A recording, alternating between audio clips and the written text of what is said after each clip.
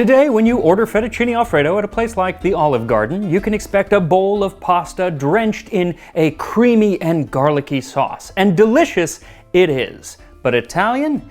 It ain't. No, the original Italian version of fettuccine alfredo is altogether different and doesn't have any cream at all. So thank you to HelloFresh for sponsoring this video as we make my favorite way to put on weight, Fettuccine Alfredo, the original recipe. This time on Tasting History.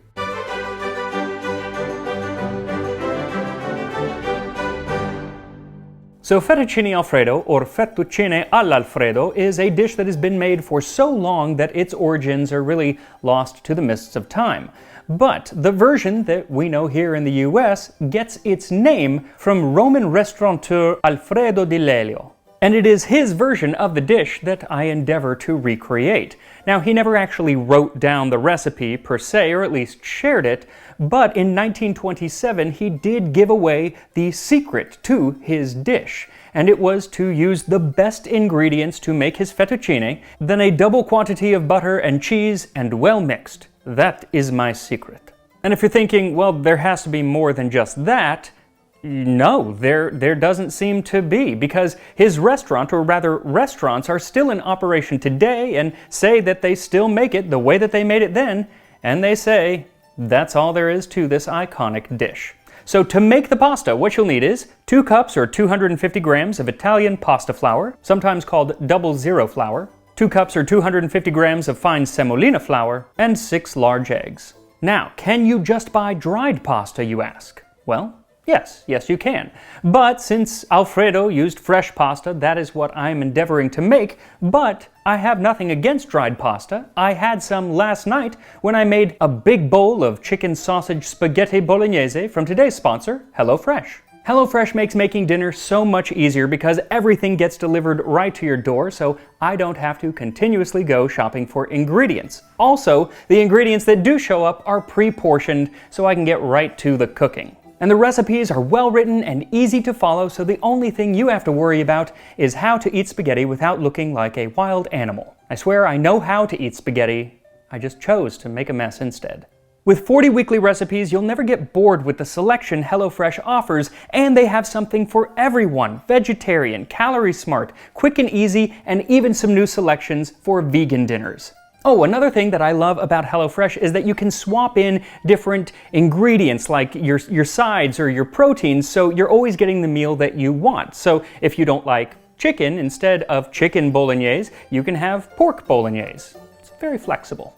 So go to HelloFresh.com and use my code TASTINGHISTORY50 to get 50% off plus free shipping. That is 50% off at checkout when you use my code TASTINGHISTORY50 at HelloFresh.com. Now, unlike the dried pasta that I got from HelloFresh, this is how you'll make your fresh pasta. Pour out the 2 flours onto a clean workspace and then mix them together. Once well mixed, create a well in the center where you can add all of your eggs. Then, trying not to make a mess, begin incorporating the flour into the eggs. And once all of the ingredients are incorporated, you should have a shaggy dough that you can start kneading by hand for 7 to 8 minutes. Keep kneading the dough until you have a nice smooth ball, then wrap it either in a damp cloth or some plastic wrap and leave it in a cool place to rest for about a half an hour. Now, in the summer, in my house, there aren't a lot of cool places, so I put it in the fridge, which works just as well. After 30 minutes, take it out and cut it into pieces. I cut mine into 3 pieces, but I would suggest cutting it into 6 pieces. It's just going to make it a lot easier when you are rolling it out. And to roll it out, you can either use a hand-cranked roller or one like the one that I have, which attaches to a stand mixer. I just got the new KitchenAid. It's red, it's beautiful, and the reason that I got it was because I dropped the old one on the floor. And luckily it didn't fall on my foot, but it did break the KitchenAid stand mixer, and yeah, I was devastated. We've been through a lot together. Also, a little story about the shirt that I am wearing in that video. So when I was on book tour shilling the Tasting History cookbook back in May, at one of the signings, someone stood up and said, "I've been watching you since almost the very beginning. You had me at garum," referring to the episode on garum, the fermented Roman fish sauce that kind of got this channel started. And I just loved that so much that I decided to put it on a t-shirt. And I had one made for myself, and you can buy them if you want. I'll put a link in the description. Anyway, to use this thing, press your piece of dough down a bit and sprinkle it with flour, The key to making this whole process work is by having plenty of flour on that dough. You don't want it sticky at any point, or else it'll stick to the rollers and you'll get holes and it'll just be a big old mess. So use more flour than you think. Then set the rollers to the widest setting. On mine it is a 1, and then you're going to pass the dough through, then fold it in half or in thirds depending on the size of the pasta, and pass it through again. And you want to repeat this at least 3 times, but you could do it 7 or 8 times. Once it's nice and smooth and uniform, then you can start tightening the roller. Just 1 notch at a time, passing the pasta through once each time you tighten it. And again, make sure to use plenty of flour so the pasta doesn't stick to the rollers, and you can make it pretty much as thin as you want. I'm going with either a 5 or a 6, but you can get it up to like a 7 or an 8 to get it really, really thin. Just know that the thinner it gets, the harder it is to work with. But once it's as thin as you want it, run it through the machine on the fettuccine cutting setting. Once all of your pasta is cut, set it aside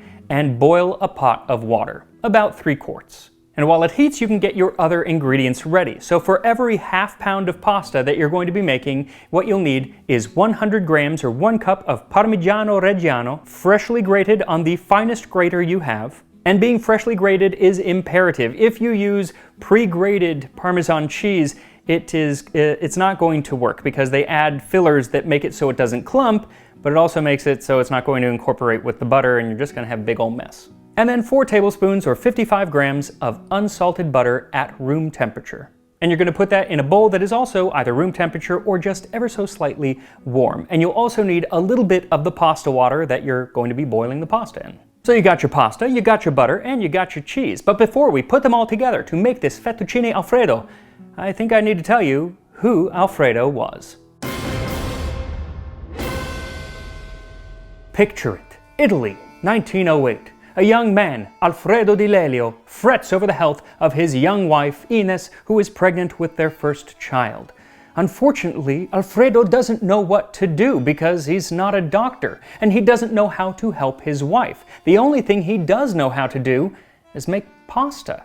So, after praying to Saint Anne, protector of pregnant women, Alfredo goes into the kitchen and whips up a bowl of pasta with butter and Parmesan cheese, and gives it to his wife, who absolutely loves it, and I guess got her strength back because a couple months later she gave birth to Armando, or Alfredo II. On top of that, in 1914, when they opened a restaurant called Ristorante Alfredo on the Via della Scrofa in Rome, she suggested putting the dish on the menu. The thing is, pasta with butter and cheese isn't really restaurant menu worthy, because in Italy, that dish was known as something that you'd whip up if you weren't feeling very well, just kind of like a comfort food. And it was usually just called fettuccine al burro, or fettuccine with butter. It wasn't new, it wasn't inventive, and it had probably been made in most Italian households at least since the Middle Ages. In fact, a recipe for basically this dish appears in Maestro Martino's 15th century Libro de Arte Coquinaria. And his recipe is for long, thin strips of pasta mixed with cheese and butter, and the only real difference is that he would put sweet spices on it, like sugar and nutmeg and cinnamon, because it was the Italian Renaissance and they put that stuff on absolutely everything. The other difference was the name, because in Maestro Martino's time, fettuccine, the term, had not come into use, and so instead it's called macaroni romaneschi, or Roman macaroni. But even by the 20th century, by Alfredo's time, the term macaroni was still sometimes used just to refer to any pasta at all that was long and thin. But even with the name change to fettuccine, the dish that Alfredo made his sick wife is still pretty much the same dish that people had been making for centuries. So if Alfredo's pasta was not inventive or unique, why was it such a big deal? Well, the answer is Alfredo himself, because when you went to his restaurant, you weren't just getting served a bowl of pasta, you were getting a show starring Alfredo. The waiters shout, "Alfredo is coming!" The room goes dark. The king comes dancing under a spotlight's beam. Gold fork and spoon serve as his scepter. "I am king of the fettuccine," and every waiter in the dining room stands at attention. Now that is a description of Alfredo's performance in 1952 after he had become a phenomenon. But even before the worldwide fame, People went to his restaurant in Rome for those noodles. His noodles were famous, especially with tourists. In Sinclair Lewis's 1922 novel Babbitt, a character planning a trip to Rome is asked if while she's there she's going to attend concerts and enjoy the art and culture and music that Rome has to offer. And she says, "No, what I really go for is there's a little trattoria on the Via della Scrofa where you get the best fettuccine in the world." And when two of the greatest film stars of the 1920s, Mary Pickford and Douglas Fairbanks, visited Rome for their belated honeymoon, they dined at Alfredo's and fell in love with the pasta so much that it said that they went back every single day of their time in Rome. And when it was finally time for them to leave the city, they gifted Alfredo a pair of golden utensils, a fork and a spoon engraved with "To Alfredo, the King of the Noodles," July 1927. There's a story that during World War II, people would give up their gold to the government to help pay for the war effort. And should you not do so voluntarily, then Mussolini would send the Carabinieri, or the National Police, to come get it from you. Well, the coppers eventually got around to Mr. Alfredo. "The fettuccine fork and spoon, if you please," they said. Alfredo wept. He pleaded. He got on his knees and swore it would ruin the tourist trade. The Carabinieri gave him a couple of licks to teach him patriotism. They took the fork and spoon. Next day, however, they came back. They handed him the fork and spoon. "Thanks to God," cried Alfredo, "Roman culture is saved." "Keep it," said the cops. "Gold plate."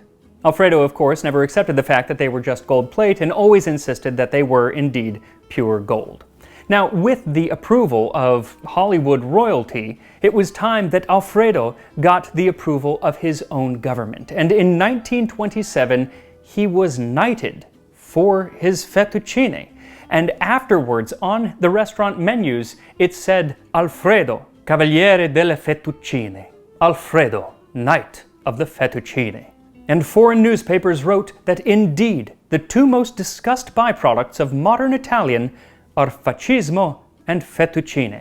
Quite the pair. But it was the fascismo and not the fettuccine that dragged Italy into World War II, which unsurprisingly devastated the tourism trade and made it very difficult to get good quality ingredients for the pasta. And so in 1943, Alfredo decided to hand in his golden spoon and golden fork and retire. And he left the restaurant in the care of his son Armando. And then, just a few years later, in 1946, they decided to sell it altogether to two of their employees. So that's the end of Alfredo's story, right? No. Because, as I said, Alfredo was a showman. And the restaurant was his stage, and he craved that limelight.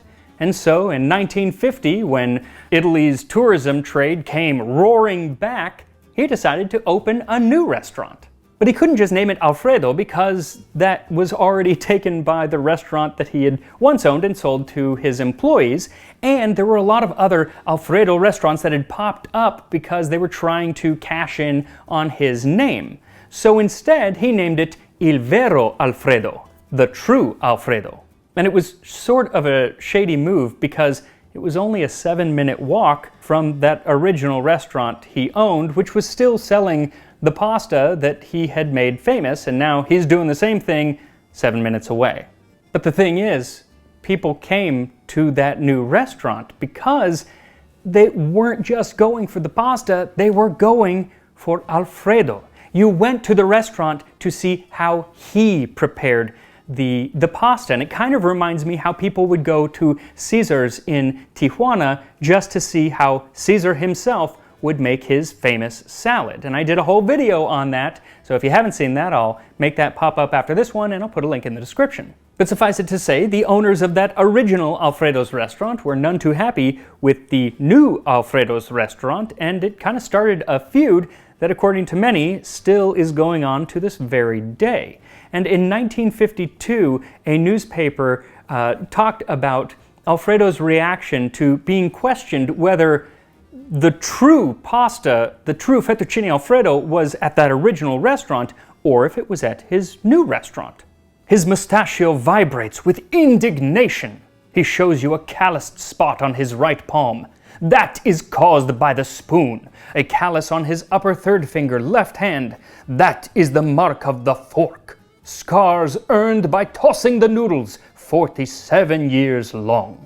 Fortunately, both restaurants have been able to cash in both on the pasta and on the name, and are still in business today, owned by the same families who owned them in the 1950s.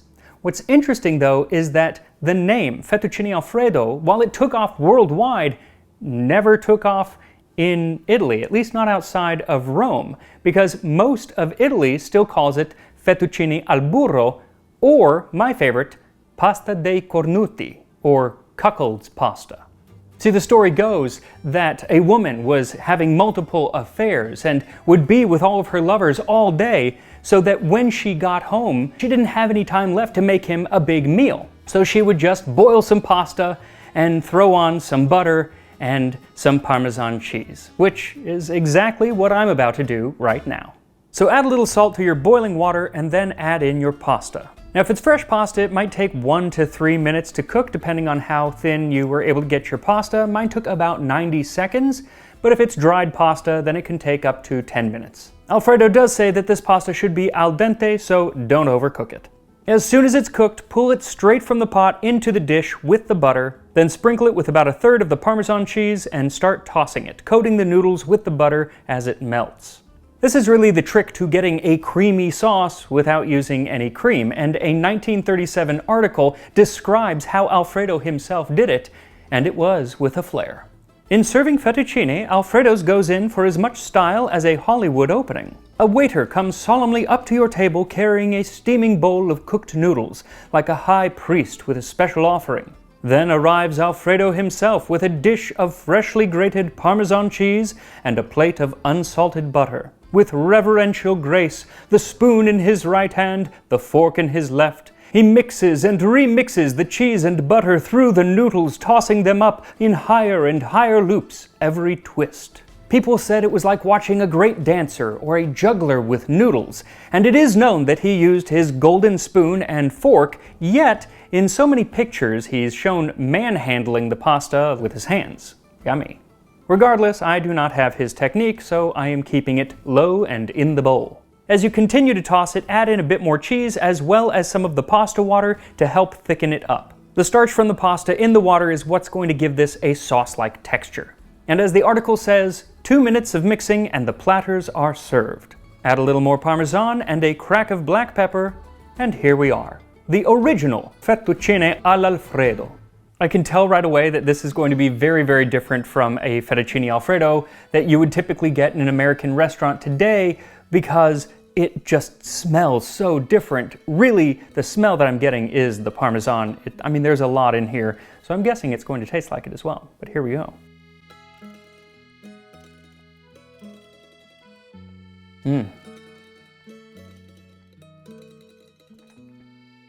It's so simple, but that's so delicious. And the pasta is done perfectly. You want a little bit of a bite to it. You want it al dente. But really, at first you just get butter. It's like this creaminess. It is like a creamy sauce, even though there's no cream in it. And then you get hit by the cheese. And that, if you don't like Parmesan cheese, you're not gonna like this. It is so cheese forward that I could see maybe backing it off a little bit if you wanted to, but that is supposed to be kind of the dominant flavor, and I'm fine with it because I love cheese. This is excellent. Now, like I said, even if you don't want to make your own noodles from scratch, you can make this pasta using dried noodles, and it's going to take you like 5 minutes to do the entire dish, so there's really little excuse not to do it unless you don't like cheese, and then make something else. But if you like cheese, make this version of Fettuccine Alfredo, and I will see you next time on Tasting History. I'm going to eat this whole bowl.